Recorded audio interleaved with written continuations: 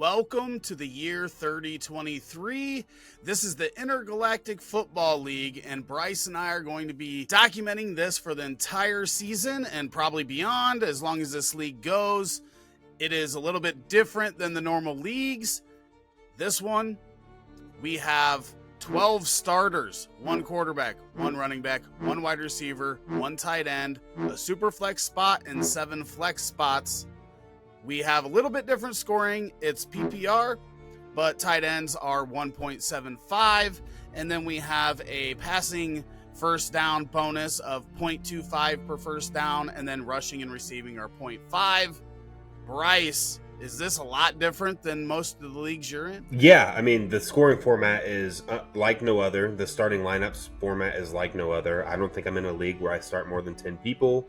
And you're forced to start more than 1 at wide receiver, running back. So it's definitely interesting navigating through this draft on how you want to construct your roster based on that interesting scoring and the lineup that you have so many options for. I mean, you could start 1 running back a week. So in theory, that you would think that would drive those running back prices down, but with the scoring, it's just so many variables. It's hard to pick and choose which path you want to take. It's going to be a lot of trial and error, I think, in the first couple of years with this scoring setup, but that just makes stuff more fun. It gets boring doing the same old every single year. So what made you think of this idea? It was just sitting back just like everybody else in the off season going, man, I really want to draft. And just so everybody knows, we do auction drafts. Every league that I start up now is an auction draft. It's so much more fun. It is the best way to draft. I recommend everybody kind of get into them, and we'll talk about how that works a little bit once we get to that point. I've been customizing these leagues as we've started them over the past couple years. So I wanted to find a cool theme where we could do something original. Most of the ones that we do have been, we did Mario Kart for one. We did, Marvel Heroes for another. So I wanted to do something that was original. So if you want, click on that Meet the Managers tab. We literally created a whole backstory for this league. It's the year 3023. We're 1,000 years in the future. And then every manager that we've got in the league, I went through, used some AI to develop some profile pics. There's Bryce with his mullet and 8-pack. And then a story using chat of how they came to manage and own their franchise. So, we went through, we did all that, had some fun with that, getting set up. And then I wanted to do some different scoring. I didn't want it to be normal. Wanted to do something a little bit different, but not drastic. I've done some cheaper leagues that were drastic scoring differences that I didn't really enjoy. So I didn't want to get too far out there with the scoring, but I wanted to add a couple little extra pieces to make it a little more interesting and get us into something a little bit different and something that we can have a little bit of fun with. This buy-in is $107 a year. We have 12 teams. And then obviously the starting requirements that I mentioned earlier and the scoring requirements. And then we kick it off with an auction draft. So for the auction draft, if you want to go to that page, Yep. We each had $1,000 for the auction. And we have to roster 35 players. 30 of those are going to be active. 5 of them are going to be taxi. But you have to fill your roster. And the way this works is you have a proxy bid. So let's say you bid 100 on a player and the next bid is only 80. You're only going to be charged 81 for that player. So you can put in your max bid. You don't have to worry about spending the whole thing if you don't win that player or if somebody doesn't bid up to that amount. So, so we started off last Monday. This is Tuesday, the 25th, and we both had some plans going into this draft, and they were blown up pretty quick. Yeah, we both kind of went in. I feel like we both went in with similar plans in the sense of we kind of had this core group of guys we wanted to really get on our roster and then hopefully just fill in the starting roster with whatever budget we had left. And quickly that went to shit. I know that we both had Garrett Wilson on our list, and neither of us got him because he went for over Justin Jefferson's price. I mean, it's just these auction drafts are really cool because some of these guys go off the board so early and people are trying to navigate their budgets that they freak out and like, oh, I want a superstar player. I didn't get some of these other ones. I'll pay what I would have for that guy. And it's just strange how you have to navigate through this thing. But I mean, I essentially went in this draft wanting, two good quarterbacks in Watson and Trevor Lawrence. And I was kind of going to go only one running back because that's all you have to start in Javonte Williams, which is a guy that I did get. And then I wanted to surround it with some stud wide receivers, including Garrett Wilson, Chris Olave, Jackson Smith-Njigba. And then I wanted to target some higher end veteran guys like Calvin Ridley, Amari Cooper. And then I wanted to go kind of cheaper at tight end, which for some reason I didn't, because I was trying to make a point the first time we were going to do this video and just go after like Michael Mayer and maybe some other lower tier tight ends. And I ended up with Kyle Pitts. So I spent some money I didn't budget for there, but I guess that's a good player to get stuck with, especially in a 1.75 tight end premium league. But it's like some of these guys just went way, way more than I expected them to.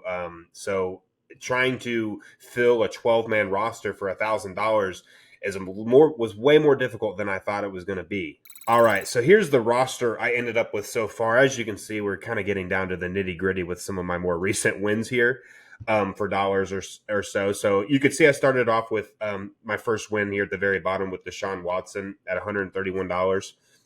That's relatively cheap compared to the quarterbacks I think that were in that tier with him. My other target was Trevor Lawrence, and I think he went for like 240-ish, roughly in that ballpark range. So I was really happy about that.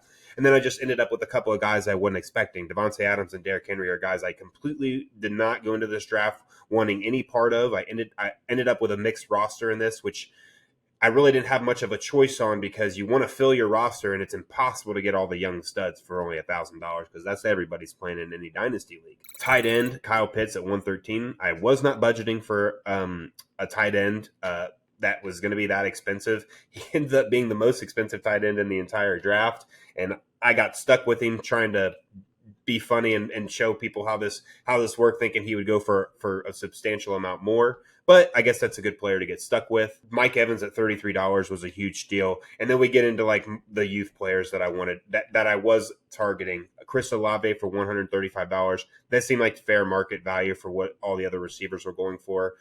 Quentin Johnson at $40. I really wasn't big on this guy pre-draft, but I mean, solid rookie prospect on a good offense. Can't be mad. Jackson Smith-Njigba went definitely higher than I thought. $100 on a rookie wide receiver that hasn't proven anything is a bit steep, but his upside's huge. And then, you see a lot more of just guys I'm trying to fill my roster with. Isaiah Pacheco, Jordan Love is my second quarterback. And I think it's interesting because in this scoring format, I don't know if a second quarterback is going to be as valuable as most people think it is. And again, that's just something we'll see. Time will tell. And then I got my main running back at Javonte Williams at $81. And then the rest of the people on this list are a little bit cheaper after Michael Mayer at $47, who I really like. Well, just to let people know, like for some reason, it wouldn't let us nominate NFL free agents. So Devin Asiasi is actually Kareem Hunt Right. that you see on the screen right now. So it's not Devin Asiasi that he's spending $6 for. Yeah. It is Kareem Hunt, to be 100% fair, before people point that out. Cause Bryce, they will point out, why did you spend $6 on Asiasi? I think Donald Parham is a great $1 buy, by the way, just to throw that out. Yeah. For some reason, I always get a steal at $1 in all these auctions that we have. The year I really started doing auction drafts, all my best $1 player I got in all of them was Jacoby Myers. So it panned out being pretty good for a $1 guy. But yeah, so this draft went completely you just got to kind of go with the flow in these auction drafts, which make them so much more fun. And out of the core guys I really targeted in this draft, I really only ended up with Watson, Olave, Smith-Njigba, and Mayer. Those are really 4 out of like the 8 guys I was targeting. The rest of the guys I kind of just got based on what I thought if I was getting good value on them. So let me go and flip over to your team so you can go through I know you had like a core 6 or 7 guys. Who was on that list? I had 7 guys that I had on my must draft list. Now, obviously, you're not going to get all of them, but that list included Garrett Wilson was at the top, and then I had DJ Moore, Jerry Jeudy, Calvin Ridley, Michael Mayer was on there, who you ended up with. Roschon Johnson. Yes, who I think is a very undervalued running back. Yep. Did you get him? Yes, I did. You did. Michael Pittman. Michael Pittman, I did not get. That's the one. I had Zach Charbonnet on there, and I switched them out. I thought I got 5 of my 7 guys, but it was only 4 because I switched Zach Charbonnet out. But obviously, everybody that knows me knows I'm a big Fields fan. So, if I feel like he's being undervalued in comparison to the other quarterbacks, also with the first down, the rushing first down and passing first down, points that are in this league, I just feel like the running quarterbacks could just be huge. Could be huge. So I ended up with him. And then Bijan was somebody that I didn't even think there was a shot I was going to get. And if I can get those two for 376 and have that young core at running back and quarterback, I'm 100% fine with that. But then that's when it came time for the discounts at quarterback. Right. So, I'm not a big Kenny Pickett fan, and I'm not a big Desmond Ridder fan. But for $90, I'll take a shot on them going into their second year. Hopefully one of them can be good. But I agree with you. I don't know that quarterback is going to be as important, the second quarterback, but it's hard to tell because we're starting so many players. So it very well may be. After that, it was just, I was looking for value. So tight end, I felt like getting Darren Waller and Evan Ingram for $86 when people were spending $100 plus for one, which are good. And by the way, I spent $196 in our startup last year for Kyle Pitts. So it's not crazy that you got him for $113. This draft was weird because it was entirely different. And you see that with auctions because one player may go real high and then you'll see other guys go real low for what you would expect them to do. So it kind of balances out, but it's a real weird dynamic, but it's super fun. But yeah, after that, it was just looking for discounts, right? Like Tim Patrick for $5. I think he could be the second best wide receiver for the Broncos. Mac Hollins ran he was top 5 in the NFL last year in routes run. He went to a team that doesn't have a clear number 2. So for $1, I'll take shots on him. Same thing with Donovan Peoples-Jones. Everybody's talking about Elijah Mitchell, but Donovan Peoples-Jones was pretty good last year, and he's going into his 3rd year. So it was just balancing that out. Got some decent tight ends, I think, especially for the short term. I did not mean to get Hunter Henry for $7, though. That was a misclick. Yeah. I was hoping somebody would outbid me on him, but it didn't happen. And then, just trying to find some diamonds in the rough and going from there. I like Tank Bigsby. I do too. There in Jacksonville. So I spent more on him than I did on Roshan, which is weird. That's surprising.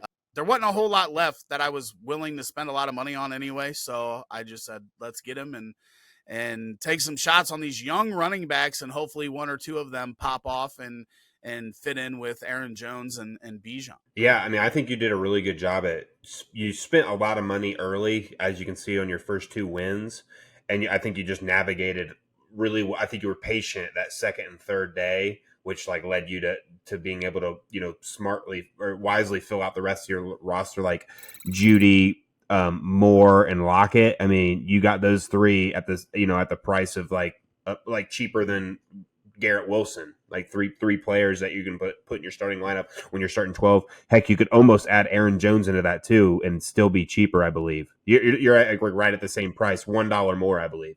So I think that we both got some good deals on some of these veteran guys, like Aaron Jones at $40 when he's just the best running back on that team. When we thought AJ Dillon would start to take over, it's still Aaron Jones's day. I thought when I got Mike Evans for $30, I was like, whoa. I mean, I know he's 30 years old, but he's been putting up 1,000 yards every single season. Can't imagine he doesn't get a ton of targets because that team's about to be awful this upcoming season. It is Baker Mayfield, who is a wide receiver 1 destroyer. But yeah, it's always fun at the end of these drafts, get some of these guys that you see in the draft, like Tank Bigsby, who is also in an offense that is notorious for sharing the running back position. So, and Etienne, Etienne's looked impressive and all, but that might just be because he's not getting a ridiculous amount of touches. And apparently Tank Bigsby's looking good in the pass game so far in the rookie camps or whatever they're having so far. Hey, and Hunter Henry apparently has revitalized his connection with Mac Jones with Bill O'Brien. So it might be the best $7 you ever spent in this draft. But you could Yeah, have it's you not could that have he's Kareem Hunt for bad, that but price. right. And I already had, I really already had, which you can start as many as you want basically, Right. but with Cole Kmet and Waller and Ingram, I don't ever expect really to have more than 3 tight ends in my lineup, and hopefully not even 3, but it is what it is. It's Yeah. not the worst. It's not going to be the worst $7 I spent. I mean, I'm probably going to have somebody like Desmond Ritter could be the worst $40 I spent. So That could be a it really could good be deal, worse. though, because you do like those rushing quarterbacks. And I mean, geez, tell me a better young quarterback situation to be in outside of Atlanta, who just like has all the freaking talent in the world in the skill in every single skill position to be good. And they like to run the ball. And I think I bet Arthur Smith utilizes him as a runner. So those rushing first downs for him might be huge this upcoming season. I was targeting Desmond Ritter. I think I'm the one that I think I bid $40 on him. That's why you got him for 40.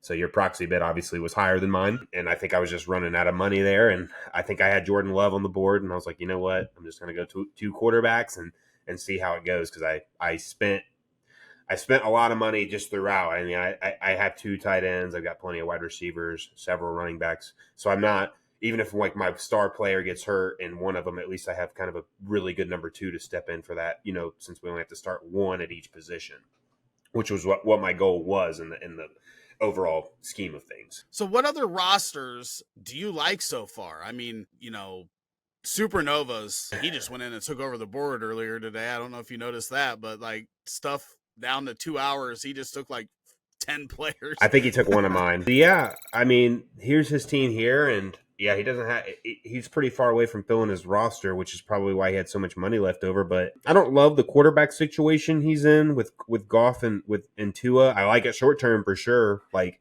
this roster so far, if I look at his first 8 guys, it looks like a contending roster. I mean, I like David Montgomery and down starting this first year. And then I'm sure there's a couple of guys mixed in at the top that might end up being valuable. But I think if I remember correctly, I think it might have been Custer's team that I liked. But it was quarterback again that was a little bit of a question for me. But in these auction drafts, all these people know we all relatively know what we're doing. So you're never going to see anybody that's stacked all the way from top to bottom. They're going to be weak somewhere. And if they have a good 12 men, it's more than likely they're going to be weak at quarterback because that's the position that sells for the most money, especially in these super flex auction drafts. So if they take a hit and go cheap at that quarterback and they can put money in the rest of those positions, I mean, it's looking good for him. And he went a route that I think both of us kind of maybe not necessarily avoided, but we just didn't take. And he went really, really heavy at running back. I mean, Josh Jacobs. He didn't even mean to take that. I know, so but he didn't mean to. Nick Chubb, Josh Jacobs, Travis Etienne, who I'm low on personally, and then J.K. Dobbins. I mean, those are 4, I feel like, relatively high value dynasty assets in your traditional, dynasty format. So, I mean, I like it. I was looking at his roster after like the first couple of days when he had like 13 or 14 guys. I'm like, he's got a solid core of guys starting if nobody gets hurt. So I kind of liked his roster as well because that's a strategy I used to go with. I would go cheap at quarterback and try and fill the rest of my roster, but it's just bit me in the butt too many times in the past, and I wanted to make sure I really got one good quarterback. And then I kind of took a risk with Jordan Love personally, but we'll see how that works out for me. But I mean, for example, the Grand Prix league we were in, I think I went Ben Roethlisberger. And I don't even remember. Maybe I can't remember the second quarterback I took at the time. It was so bad I didn't even. Oh, Teddy Bridgewater. It was Teddy Bridgewater when he was starting. So that was like the route I took at quarterback and spent all my money at running back and wide receiver. And those guys got hurt. I remember it was Michael Thomas, Zeke, and Saquon. And Michael Thomas and Saquon were hurt like 2 years in a row. But I like this roster. I think it fills out the best. What was there a specific roster that caught your eye? And we should mention before this that there were people that traded away their future picks to get some extra money. So maybe that looks like their team might look a little bit better than ours, but they had a little extra money as well. But obviously, no Josh future was picks. one of them. Josh had an extra 100 to spend, so 1,100 instead of 1,000. I do think he got great deals on Cooper and McLaurin. I think at 120 for the pair. That's a pretty good. Yeah. Pretty good duo there for 120 with the running backs that he got. I mean, obviously, some of them maybe a little short term with Pierce Jacobs too. and Chubb, but But then he's got the young ones to balance that out with Etienne, Pierce, Dobbins. So he's got some upside there. AJ Dillon could bounce back. Zamir White, who knows what happens with Jacobs? I do like He Zamir could White. be starting some. So he's got some good balance there. So his is definitely one that I like. And then I think there in this one it's been overblown. But if you go to Hypnotoads, they've got a lot of work to do. But I don't know that going super top heavy is bad in this format, because most of us aren't going to be starting 12 really super awesome players. But he now has a starting lineup. He got 12 guys here. Yeah, but I mean he got some deals too. Like I think the Harris tight ends, 14th, Gesicki, Damian Harris. I mean, you know me, I'm not a big Harris fan, but right. But less competition. Having the top end, mm-hmm. having the top end talent with Chase, Burrow, and Jaxon, that's going to cover some deficiencies in your lineup. So if he can get a couple of these lower dollar guys to hit, let's say, Wandale he could come out as the number one slot receiver in that offense. P. Ryan, if he gets, it would hurt you because of Javonte. I think P. Ryan could be good, very valuable early, for sure. This was a route that I almost took. I almost went top heavy and then filled in, which I kind of feel like I could have done more of. You were on a good track for it. With the players that with the players I never thought that I would get for the price that I got them for. I could have went with like one more super stud rather than having the 4 solid wide receivers there.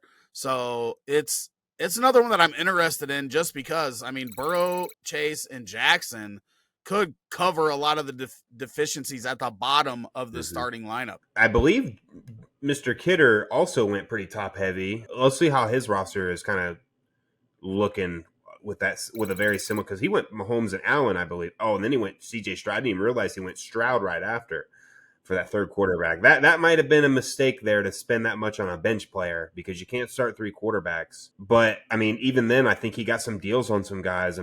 Dalton Schultz might be solid. Brian Robinson, I think, is a decent deal. Khalil Herbert, it's his job to lose. Would you agree that it's his job to lose to Roshan? I think he loses the job, but it's not going to be right away. Okay. But 15's a hell of a deal. You paid less for him than Brian Robinson. Right. Yeah. That's pretty good. I was trying not to go too bear heavy, or else I would have been more in on Khalil there. But I love the young wide receivers, right? A couple of those guys could pop off if Jordan Addison is really good. If George Pickens takes another step. And I think that Baltimore's, it's weird. It went from like no receivers to it's kind of crowded, congested there now. But if Zay comes out on top, then he could be very, very valuable. Yeah, it's congested with like medium level ones right now, where like there's the opportunity for one of them to be a star is there. Like there's no star receiver. Odell's out of his prime. Rashad Bateman's, this got to be his last chance to really step up if he can stay healthy. But Zay Flower, it could be his that could be right for the picking for him. I would agree that's a decent, solid wide receiver core, and I think he got Josh Downs later in the draft. It's weird because like a lot of people avoid these receivers that have like mobile quarterbacks, but Mark Andrews has had a hell of a career with Lamar Jackson throwing it to him, so it makes sense a wide receiver could as well. Yeah, Nico Collins could be the number one in Houston. Yeah. Tyler Boyd is a good wide receiver 3. They throw the ball enough. And if anything happens to Higgins or Chase, then he's a wide receiver 2 thrown right in there. Yeah. He did Davis, not a big fan on, but yeah, I think he did a good job of like maybe over, spending a ton on quarterbacks and being a little patient and getting these, these wide receivers later on. I think Zay Flowers is the number 2 wide receiver in this rookie draft outside of Jaxon Smith-Njigba. And I spent $35. I spent almost as much on Jaxon Smith-Njigba as he did on Flowers and Addison combined, which I would rather have Smith-Njigba than both of them combined anyway, personally. But still, you're getting 2 for 1 on where you got to fill 12 starting roster spots. Here's the thing, though: if he chooses so, he could trade Patrick Mahomes for another quarterback, a solid quarterback, if he wants, or a really good position player, and literally he could come to me right now and trade me Patrick Mahomes, get one of those rookie quarterbacks for his number 3, or second year quarterbacks for his number 3, and a pretty solid player. So he's got options with having those 3 quarterbacks that were valuable, but he spent, what is that? 200, 550, Over half his budget. 675, Yeah. 675 on those 3 quarterbacks. So it kind of hamstrung him, but he did a pretty good job of navigating from there. But that's ammo though. He's got an excess of quarterback talent there that he could move to somebody else to kind of get more solid players there. So it's not like the end of the world for him. He can definitely come back from that. I'm curious to see how this format will affect trading, because when you have 10, when you're starting 10 players, it's easier to find people with depth on their roster that they can afford to maybe package for a better player. With starting 12, I feel like it's going to be fewer and far in between to find a roster that can afford to maybe, even if you got to substitute a player on your bench into your roster, is a guy that's putting up more than 8 or 9 points a week on a somewhat consistent basis. Because we're going to have that. There's going to be guys on the end of people's rosters that are barely getting maybe 6 or 7 points. So that's what I'm curious to see of how it will affect trading when you're trying to maybe trade away for big packages. Like, are we going to see a lot of stars traded, like Allen or Mahomes or any of these star wide receivers, for people who have them but just have no depth on their roster? So that'll be interesting to see how that pans out, because he's going to have to probably, if he doesn't have a decent amount of these players pan out for him, and all 3 of his 2 of his quarterbacks are working out already. So if Stroud ends up panning out, he might be forced to try and trade for a package deal. And I'm just wondering how it's going to navigate in this league, being a starting 12 people on your roster on a weekly basis. Yeah, it's going to be interesting just to see that in general. But I think that there are going to be teams that have the depth to be able to make those types of moves, especially if you don't have that really killer second quarterback, and we find out that it is very important to have that guy, because that's the other thing you're thinking. If you're talking about that 12th starter and he's only averaging 6 to 8 points for you a week, and you don't have a second quarterback, then any quarterback starting is an upgrade over that player. That's so very true. It's going to be a very interesting dynamic to see how that plays out. Yeah, I think it'll involve a lot more like second and third round draft picks. I think we're going to see a lot more of those get traded than I normally do in other leagues, because I feel like firsts get tossed around like crazy no matter what the format is, because people are always looking to rebuild. Two-thirds through the season, their team, they know their team's not competing. Let's get rid of some of these veteran players. Teams competing are like, yeah, I'm going to win it. Selling my first for 1 year is worth winning it, because that pays for 3 years in a row or 4 years in a row or whatever. So we're going to see first get tossed around like we always do. But I think this depth that we have here adds value to especially second round picks and rookie drafts, but even adds a little bit more to the third round picks as well. Yeah, it just trickles down. It affects everybody. You may be starting that second rounder right off the bat, depending on how your roster looks going into that draft. I mean, obviously, when you look at Cyber Sloots, who traded for a ton of picks, and has done a good job navigating with, I think he had $600 left. I think he bought 4. I think he had a little less than 600. I think he traded a little bit more for 2025 picks, if I'm not mistaken. But yeah, so he owns half of next year's draft. This roster here owns half of next year's six picks. I think he traded away, or did he? I thought he traded. It'd be 5. Okay, so maybe it's just 5. Oh yeah, and then he traded for some 2025 picks. That's right. So yeah, he owns almost half of next year's draft as well. So good chance you're going to see Caleb Williams and maybe Marvin Harrison Jr. on this guy's roster next year. Just depends. He might get unlucky and somebody that he didn't trade gets second worst or something like that. But this next year's draft class, I think you and I both can agree right now, looking at it, appears to be pretty stacked at all. There's an elite player at every position so far. So it's looking like a valuable draft. I love the draft. I mean, he's probably going to have, like you said, Williams. He's, probably going to have Harrison. He's probably going to get Bowers. Ibuka. He's going to be adding There's a lot of guys. he's going to be adding some firepower to this roster. But next year's class, I don't know why 2023 was hyped up so high and 2024 is not. I think 2024's class looks much better. I think there's like 5 receivers that I would have, obviously Harrison ahead of Jaxon, Smith-Njigba, but then like 5 that I would have right around him before getting to the second wide receiver in the 2023 class. So it's going to be interesting to see how this roster turns out. He did this the same way in our startup last year. He traded for, I think last year he actually got 6. I think he bought 6 first rounders last year in the draft and had a pretty good draft. But yeah, it's very interesting. It's going to be fun to see how that plays out. If his picks bomb, it's tough. Yeah. That's the risk you're taking going that route, is that it could hurt real bad. But he's got Justin Jefferson, so he's got trade equity there. Kyler Murray, I believe he'll bounce back. He'll have trade equity there. If Trey Lance gets moved, we've heard Atlanta. If he goes to Atlanta, then I lose a quarterback if he starts there. Yeah. And if he does well, then he gains value. So he's got some nice shots here. I think Kendre Miller, he's somebody that I really wanted and one of my favorite rookie picks this year. I think he's going to be great in New Orleans. I think he's got some nice talent. Not a Will Levis fan. I would have saved that $30, but other than that, Isaiah Likely, another one. I think he is going to be good. Yeah, that's one I was hoping. Trey McBride could be big. So yeah, I really like the way that he went about his team as well. Take a look at Darkseid real quick. He navigated his budget well, and the only older players he did buy are players that if their guy in front of him goes down, he's easily trading. Elijah Mitchell, maybe even Pierre Strong, guys like that. So and Will Levis for 3% of your budget is a pretty solid guy to get. Darkseid, Mr. Clayton. I haven't really looked at his team yet. He was complaining about it a lot, and I haven't really went in and looked at it. Anthony Richardson, another guy that I would have liked to get. He went all young.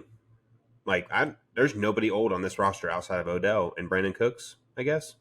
I mean, everyone else is pretty young in this. Yeah, okay, Sutton.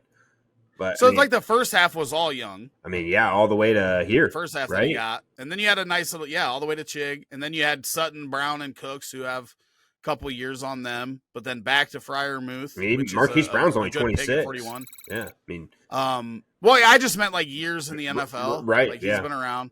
Brandon Cooks is obviously older, but yeah, I mean, Sam Darnold could be sneaky if something would happen to Purdy and they move away from Lance. I think he would be fine in that system. He actually looked better the second half of last year. So yeah, he's got some nice young players. Obviously got to wait to 6 weeks on Jameson Williams, but those wide receivers could bang. Watson and Burks, if they both take a step forward in year 2. So he's got some upside. I don't know why he hated it so much as he was saying in our Discord. But, I think it's because he just has no. I mean, out of all these guys, I mean, there's no really surefire things outside of right, Brees and Najee. I feel like those guys are his really only proven assets, for long term value. The rest of these guys obviously have tremendous upside. I mean, Anthony Richardson, Bryce Young, huge upside. All his wide receivers that they got have huge upside. I mean, he paid for upside and not for sure things. Maybe that's why. Because as somebody that has taken this route as well. It sucks when maybe you're wrong on most of these, you're wrong on most of these players. And then you're just like, oh crap. And they have no value because if they're young and they suck, they have no value. Like if you pay for old, okay. And you're not contending, you at least have something that you can at least trade. Like, if I paid for Derrick Henry and Devontae Adams, if it's looking like my team's not going to contend, those guys have value unless they get hurt. Like they're not going to suck. There's just no way they're just going to fall off a cliff and suck because they've proven to be good that's if they stay healthy. And their price is already recessed because they're older anyway. So you're already getting a discount on their current production, their upcoming production, but you don't have to. But what you do have to worry about with older players is that cliff. And if that cliff comes and it's just, I don't care what anybody says. Yep. that cliff comes, and 1 year they're good, and then the next year you're like, what happened? Yeah, you Why could. is that player not valuable anymore? Yeah, I could see that more happening to Derrick Henry than any and Mike Evans on my team of the veterans I saw. I mean, I had to think unlikely to happen to Devontae Adams because there's always those precursors to that cliff, like little injuries, things like that. We saw it with Julio. Mike Evans has had those little injuries. Derrick Henry's had those little injuries. So it's like that cliff could be, and I could just be the victim of it. But then again, it could just be that's why their price is so low. It scared everyone else from potentially falling off of it. So it's the risk you take with those veteran players. I recommend, again, anybody, if you are drafting a new fantasy team, do slow auction drafts. They are the most fun.